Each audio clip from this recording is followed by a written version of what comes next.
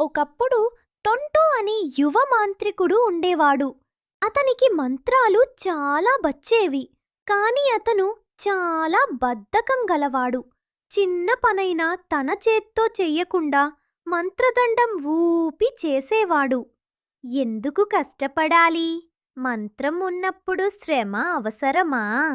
అని ప్రతిరోజూ చెప్పుకునేవాడు. ఒకరోజు టొంటో అల్పాహారం సిద్ధం చెయ్యడానికి మంత్రదండం ఊపాడు. కాని అకస్మాత్తుగా టక్ అని మంత్రదండం విరిగిపోయింది. ఒక్కసారిగా మాయశక్తి పోయింది. ఎగరాల్సిన గుడ్లు నేలపై పడి పగిలిపోయాయి.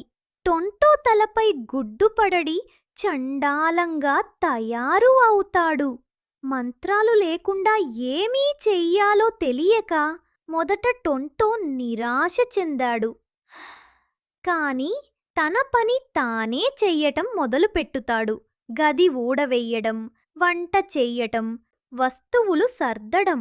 మొదట కొంచెం కష్టంగా అనిపించినా ఆ తర్వాత అతనికి ఆనందంగా అనిపించింది. సాయంత్రం అయ్యేసరికి అతని ఇల్లు శుభ్రంగా మెరిసిపోతూ ఉండేది. టొంటో చిరునవ్వు చిందిస్తూ అనుకున్నాడు, నిజమైన మంత్రం అంటే ఇదే కదా, కష్టపడి చేసిన పని. కథ నీతి: నిజమైన మాయ కష్టపడి చేసిన పనిలోనే ఉంటుంది. షార్ట్ కట్స్ ఎప్పటికీ నిజమైన ఫలితాలను ఇవ్వవు.